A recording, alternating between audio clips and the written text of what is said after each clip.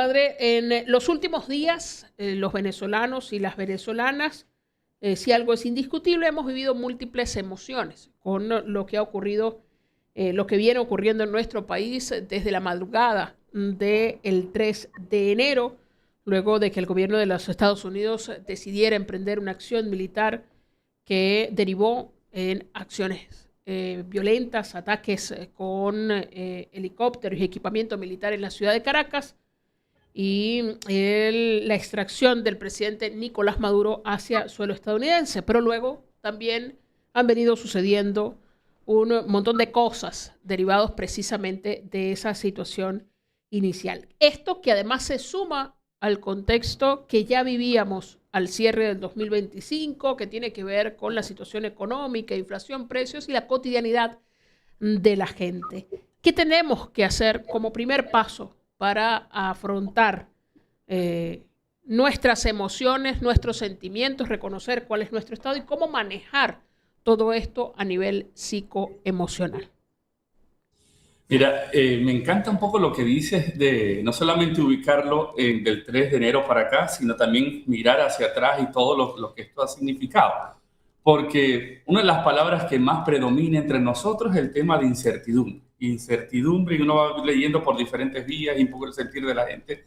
Me ha tocado dar talleres en estos últimos días, la semana pasada concretamente, diferentes grupos, un poco para poder manejarnos ante esta situación. Y la palabra que más aparece es incertidumbre, ¿no? Y de manera lo estamos experimentando. Pero reitero que me gusta que hayas unido las dos cosas, porque el tema de la incertidumbre para nosotros no es de ahorita. Yo incluso aquí yo doy una buena noticia, ¿sí?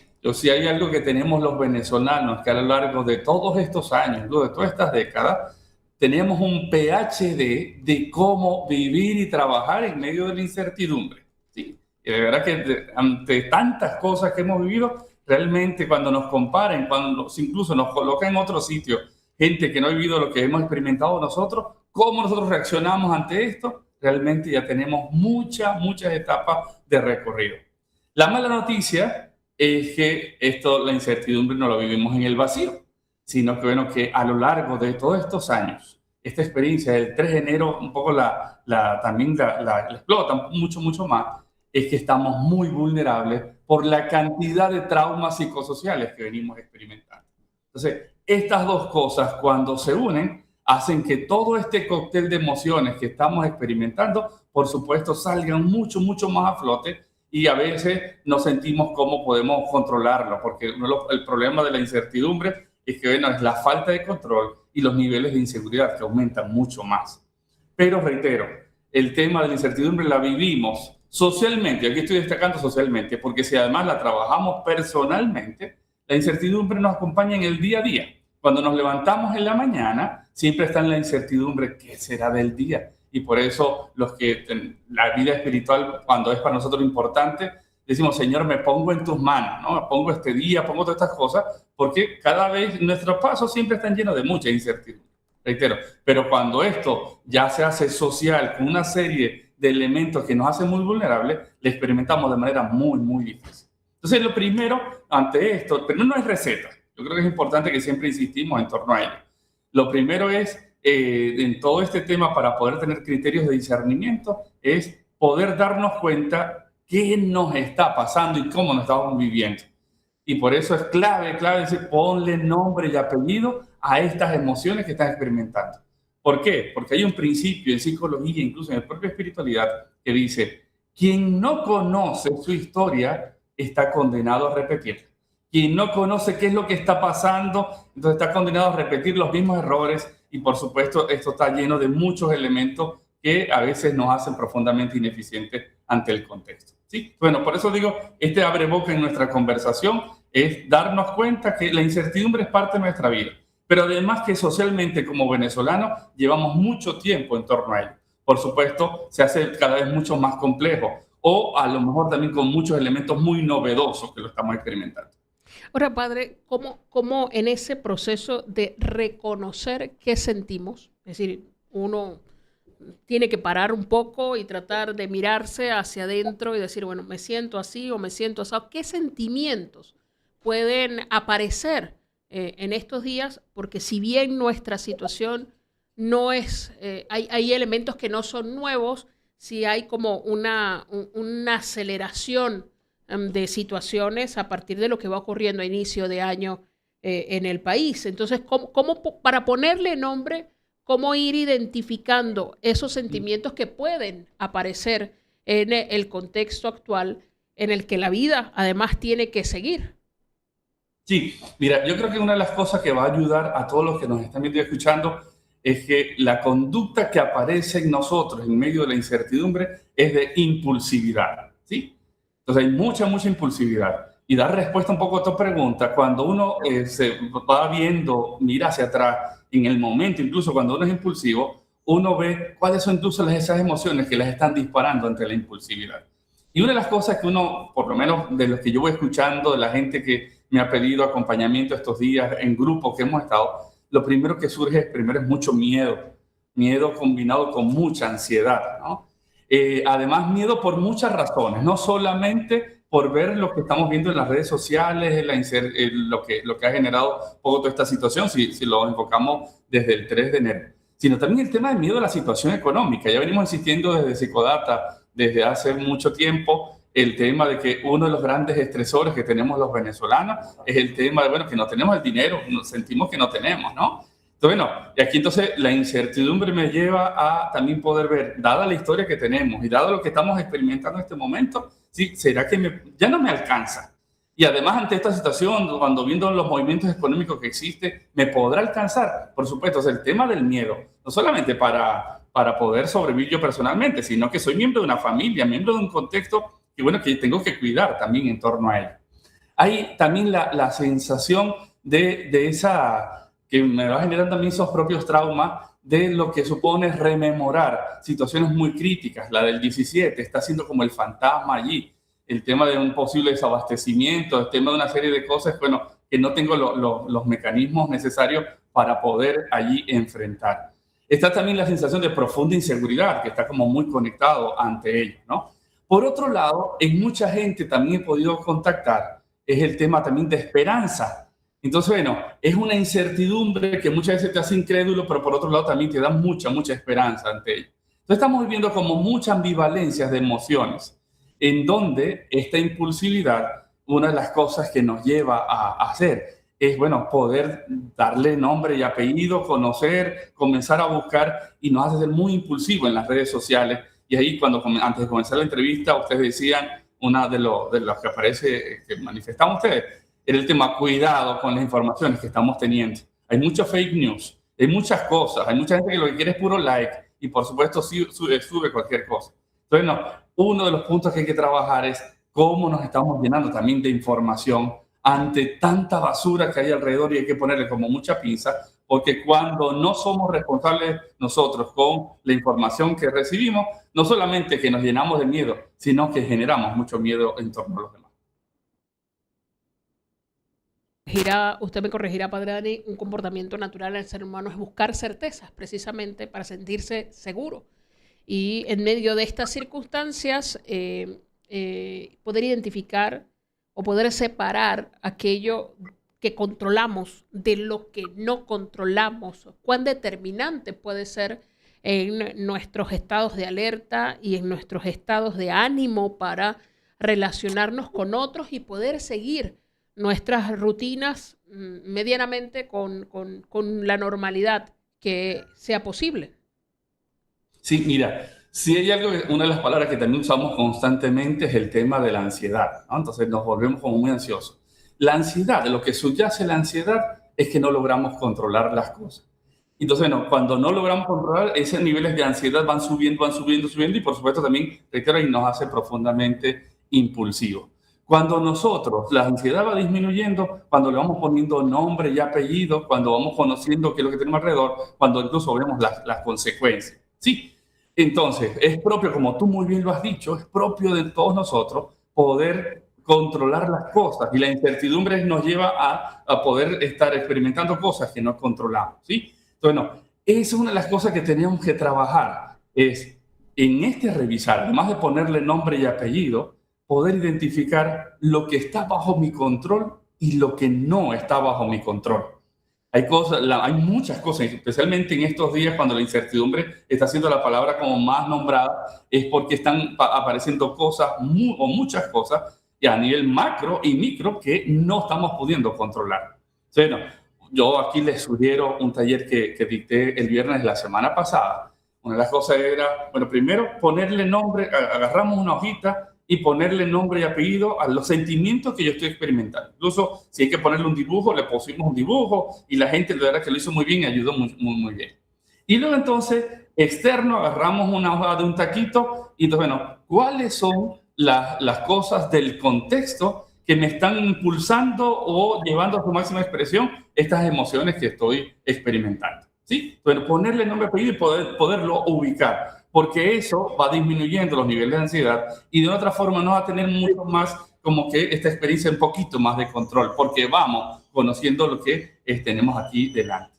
Y el otro punto también, otra hoja de poquito, era, bueno, ¿qué cosas yo siento que no puedo controlar? Ponerle nombre y apellido, así como poner nombre y apellido a mis emociones, ponerle nombre y apellido a esto que no puedo controlar. ¿Sí? Bueno, eso dice, ajá, ¿qué voy a hacer si ya que lo conozco? Eso ya hay un 50% para que todo mi movimiento interno, que a veces está siendo como un volcán, pueda ya tener unas aguas mucho más tranquilas. Para nosotros, y desde Fe y Alegría, desde los Psicodata, todo lo que estamos llevando a cabo, una cosa que hemos demostrado es que la experiencia espiritual en el venezolano es súper clave. Y aquí entonces lo que yo les proponía en este taller era, tratemos un poco de hacer una visualización, ¿sí? Si creemos en Dios, si creemos en la energía, en lo que nosotros podamos profesar.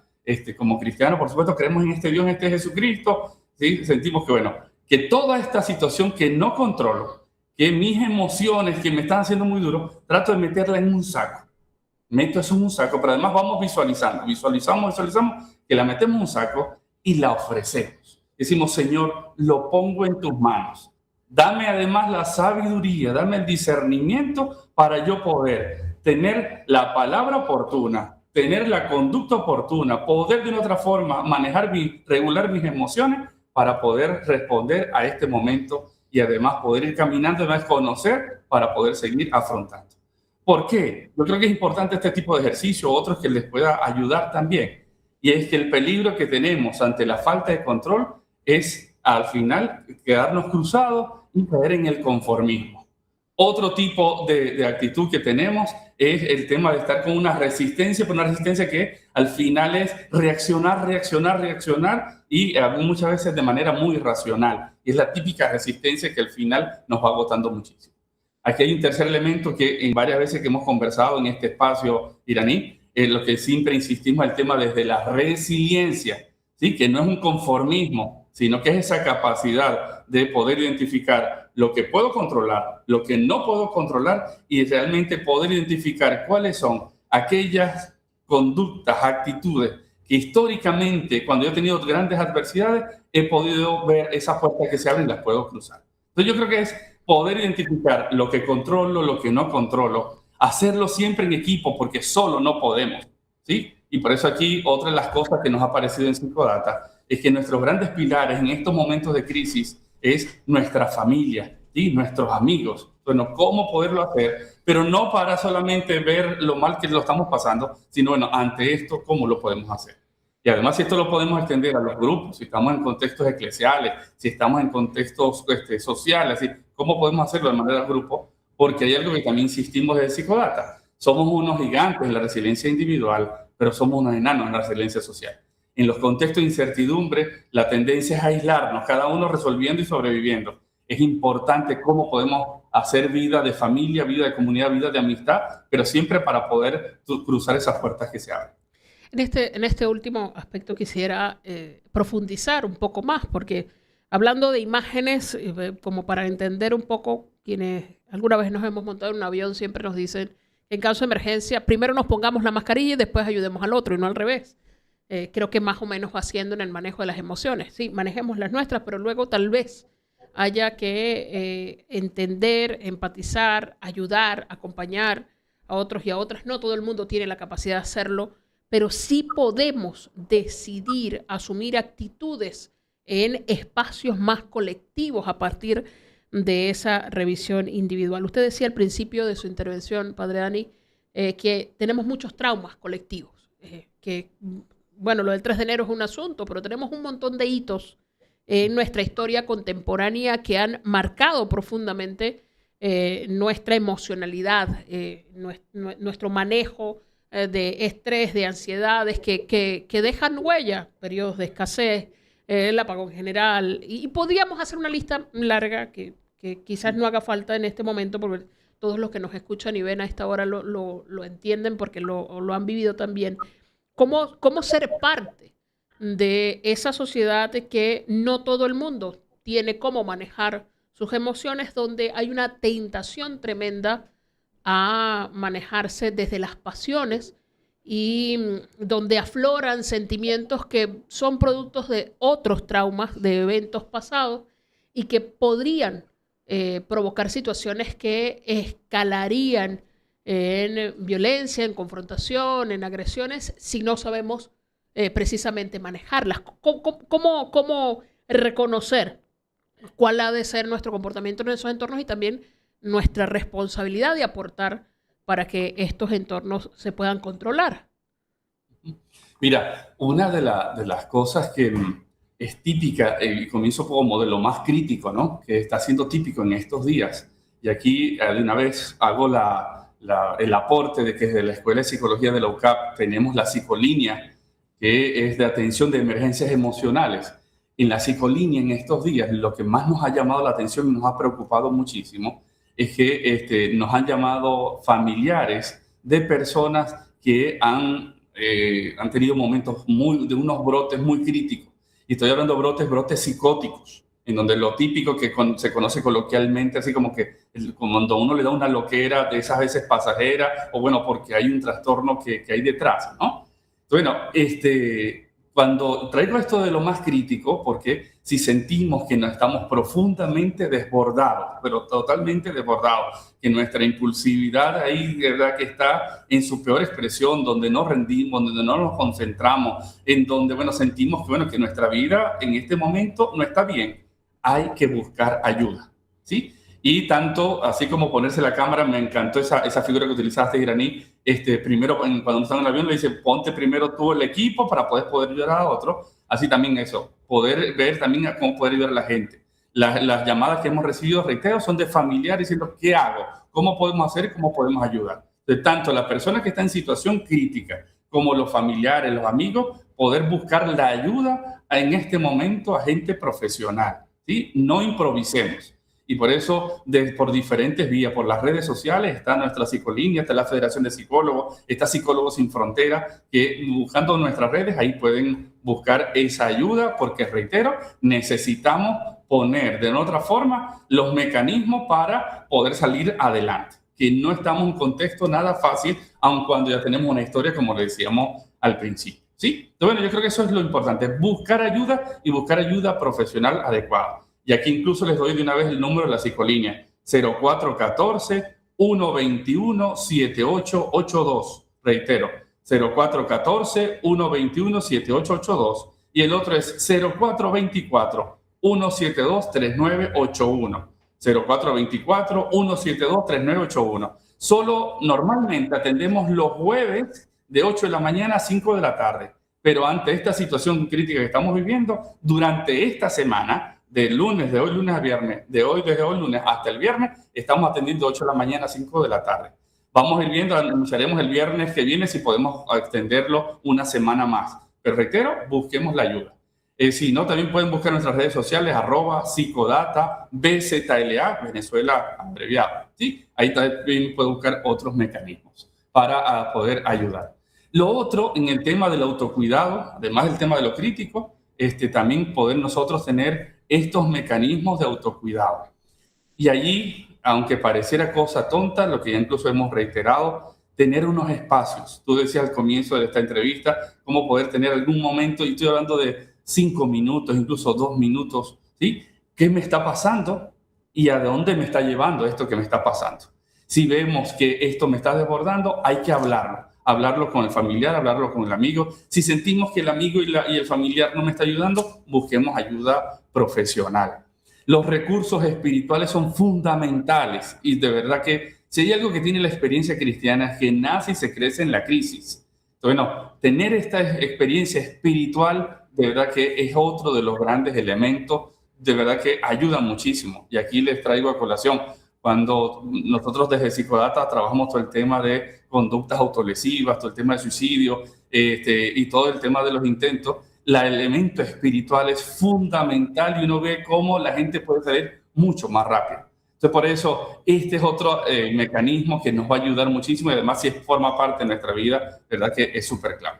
Decía usted, padre, que en estos tiempos y en el contexto particular venezolano, uno de los elementos que puede implicar la presencia de detonadores, de estresores, es precisamente el volumen y las fuentes de información que utilizamos. ¿Cómo saber cuándo ya podemos estar saturados y hay que empezar a regular ese consumo de noticias por distintas vías, que además por nuestras particularidades cada vez cuesta más tener algunas fuentes confiables, fiables en medio de toda esta circunstancia? Mira, yo estuve en el mes de diciembre, noviembre, parte de diciembre, estuve fuera del país, duré un mes por actividades con el tema de Psicodata. Y cuando regresé a mi equipo de trabajo de la Escuela de Psicología, los encontré de verdad como muy desbordados, decepcionados, desesperanzados, ¿no? Y uno de los puntos como más críticos, por eso es muy buena la pregunta que hace, es el tema del tipo de información que estaban consumiendo, una de las cosas que pudimos analizar en el equipo. Cualquier cosa, le damos ese rol al TikTok, al Instagram, entonces, bueno, y como ya lo dijo alguien que tiene tantos likes y tiene tantos seguidores, eso es verdad. Sí, entonces ya de una vez lo decimos, además lo hacemos como un dogma de fe. Bueno, allí muy bien, yo creo que hay que buscar los canales súper confiables históricamente.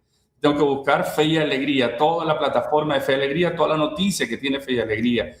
Canales importantes de gran trayectoria, eso hay que buscarlo. Si encuentro yo una noticia que, bueno, que aparece, que lo dice Chin-Chan, entonces, bueno, vamos a corroborarlo realmente si lo dicen estas grandes e importantes medios de comunicación y de verdad gente de mucha autoridad.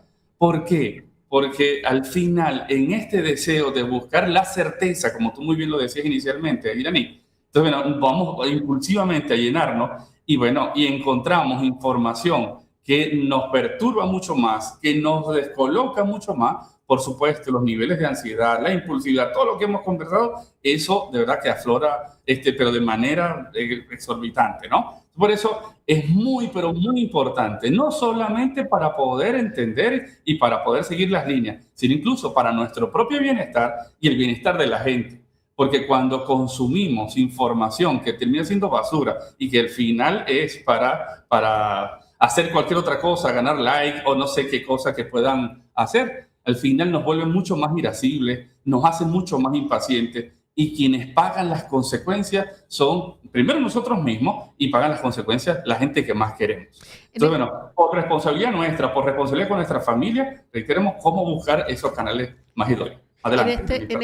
En esta misma línea, una cosa que hemos visto, no sé si con preocupación, pero que hemos visto en los últimos días es cómo ha aumentado el volumen de contenido que recuerda situaciones pasadas, cómo administrarnos en estas cosas que seguramente sabemos que son verdad porque las vivimos también, pero que pareciese que podrían reabrir heridas y que eso también afecta nuestra emocionalidad. Entonces ya no es un tema de si es verdad o mentira, sino a qué otras situaciones me expone, porque es un contenido que buscando precisamente quizás, tal vez sí, tal vez no, buscando simpatías o like o retweet o republicaciones según la red social, podrían reavivar situaciones que habíamos controlado, para no decir que habíamos cicatrizado, porque seguramente no están sanadas y eso sigue afectándonos. ¿Cómo administrar también esa selección que va más allá de lo que es verdad o es mentira, sino del impacto que genera? Sí, mira, de verdad que las preguntas que estás haciendo para mí son súper claves en estos momentos. Uno va viendo con frecuencia, cada vez mucho más, Entonces, bueno, los famosos, ¿quiénes son los famosos enchufados o quiénes son los famosos traidores de la patria? Viendo un poco los dos elementos que están como muy, muy presentes, ¿no? Y bueno, y ahí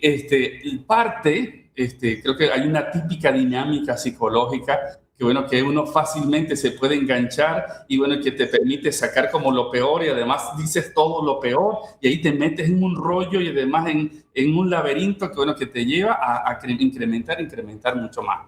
Entonces, una de las cosas súper clave, ¿sí? Reitero, como lo que terminé anteriormente, para poder ser responsables con nosotros mismos, con nuestros seres queridos, es que si ya vemos que esto me está exacerbando, cómo poder cortar y cómo poder buscar información. A mí en lo personal me está ayudando muchísimo. Incluso yo por sacerdote que soy, cosa, uno experimenta, es decir, pues lo más normal, lo más humano, que uno a veces quiere, te han hecho daño y cómo seguir dándole duro. Entonces yo creo que un primer paso muy importante es tomar conciencia de que, bueno, que esto me está haciendo daño porque me está envenenando.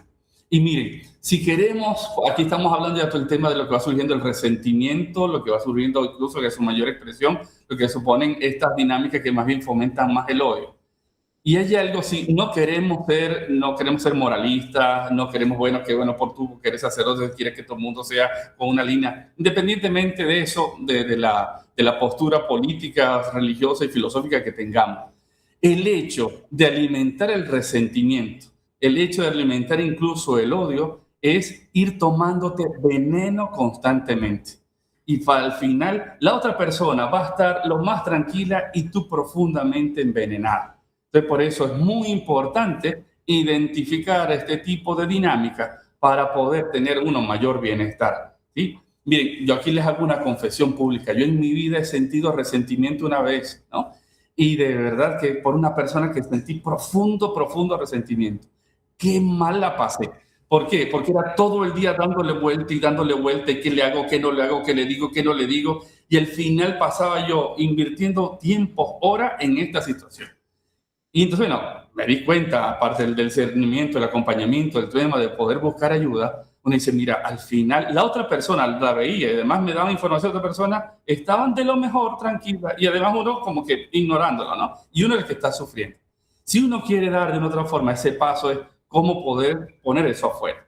Por supuesto, aquí hay otro tema también importante, Iraní, todos los que nos escuchan. Tenemos también como a veces mala práctica, sacerdote, religiosa o gente como muy moral, y que bueno, que o se perdona o no se perdona, ¿sí? O se siente resentimiento o no se siente resentimiento. Cuando uno llega ya a estos procesos de poder sacar toda esta información, estamos hablando del piso 50. Hay que tener diferentes pasos. En un primer momento, y además este tipo de información que se están generando, me lleva a poder sentir eso. Bueno, yo me estoy llenando de rabia y es importante darme la oportunidad de sentir la rabia, de recordar esa situación que es muy dura y muy difícil. Tengo que darme la oportunidad y sacarla. Y después de darme la oportunidad de decir, bueno, tengo dos opciones. Envenenarme, seguirme envenenando o permitir que yo siga disfrutando y seguir caminando y disfrutando de mi bienestar. Y eso supone, reitero, diferentes pasos. En otro momento, si veo yo la persona o veo la situación, diciendo, mira, Señor, si soy profundamente espiritual, mira, yo sigo sintiendo mucha rabia. Lo pongo en tus manos, porque si lo agarro yo, de verdad no sé qué puedo hacer. Y así, reitero, uno va paso por paso. Al llegar al piso 25, en el piso 25, uno dice, mira, ya yo me puedo sentar con esta persona. No me pidas que sea amigo de él. No me pidas que me tome la mano, ni que la abrace, ni que le bese. No me pidas nada de eso. ¿Sí? Pero bueno, ya yo soy capaz incluso hasta de pedir por él. Y además podemos ser los más caballeros. Piso 25. Y después un poco lo que supone el tema de una profunda reconciliación, un profundo amor. Entonces, por eso tenemos que tener paciencia con nosotros, pero sobre todo siempre enfocándonos en cuál será mi bienestar y el bienestar de mi familia. Incluso cuando pensemos egoístamente en medio de este tema de resentimiento. Porque llenarnos de resentimientos al final seguirle dando la vida al otro. Y en esta misma línea, Padre Dani, ¿cuán importante es poder separar esa realidad virtual de la realidad que vivimos, de la realidad real, de la que porque virtual es que usted está en Caracas, yo estoy en Maracaibo, y aunque podemos conversar por la tecnología, la realidad es que usted está en una ciudad donde la temperatura es distinta a la ciudad en la que yo me encuentro. Y en ese sentido también, cómo tener esto presente para evitar un fenómeno que es muy habitual en nuestro contexto y es no sé si es solo en nuestro contexto o es una conducta humana más o menos normal, que es trasladar responsabilidades a otros. Y es cuando aparecen las muy dañinas generalizaciones. Y no solamente es si tengo algún conflicto, algún resentimiento, alguna herida abierta por una persona en específico, pero que luego traslado eso a un grupo de personas y cómo eso genera unos ambientes todavía mucho más difíciles. Cómo ir diferenciando una cosa de otra, cómo trabajar nuestros niveles de conciencia para poder ser capaces de hacer esta separación. Mira, cuando uno está en el pro del bienestar personal, en el pro también, en pro del bienestar incluso de mi gente querida, de la que más está allí, uno es capaz de poder identificar qué me hace daño, qué no me hace daño, y cómo también puedo identificar cuando la otra persona está tan sentida, y somos muy hermanos, amigos, como muy ser queridos, pero bueno, está tan sentida que su problema quiere que yo sea parte de ese problema en vez de ser parte de una solución. Y incluso por eso el tema de aquí puede ser o presencial o incluso del tema desde lo virtual que se utilizan estos mecanismos.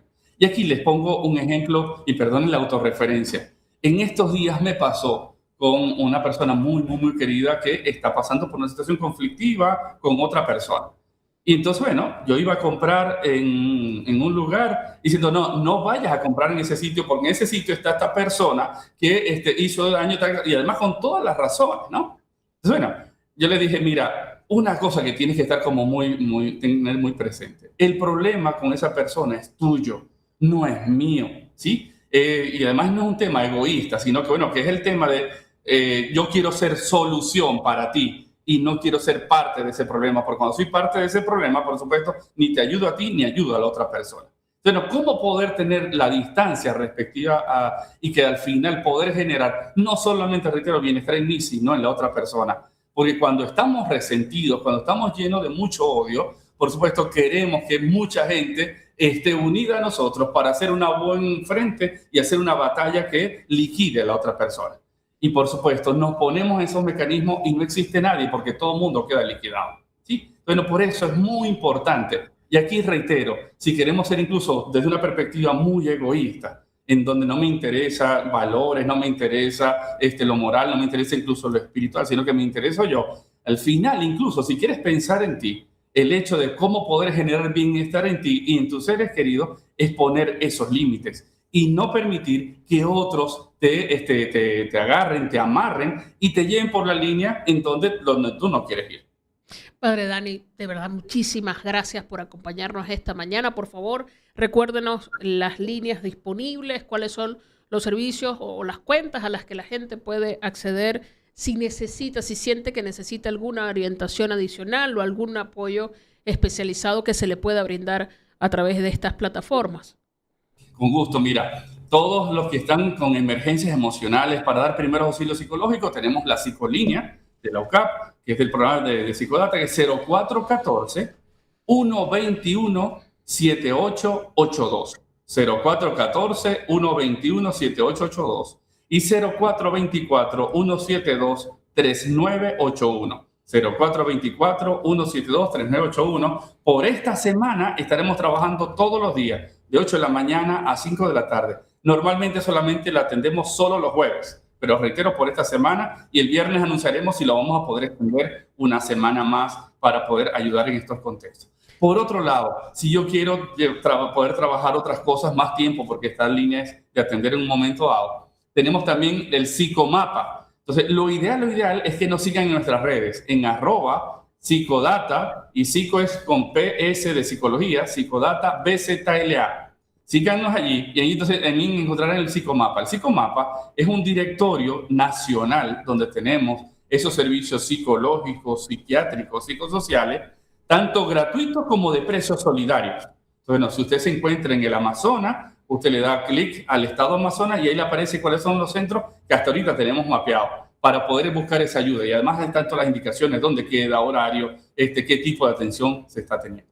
Por otro lado, también tenemos lo que hemos denominado psicoherramientas. Aquí hemos hablado varias cosas, el tema de la incertidumbre, rutinas y demás. Hay una serie de infografías que tenemos, y eso puede llegar a través de nuestras redes, en donde cómo poder trabajar la ansiedad, cómo poder trabajar el tema de la incertidumbre, cómo poder ayudar a otros, y así sucesivamente ahí pueden encontrar. Y bueno, y estamos sacando diferentes micros, diferentes cosas, así que síganos por las redes, que creo que van a tener muy buenos materiales, buenos recursos.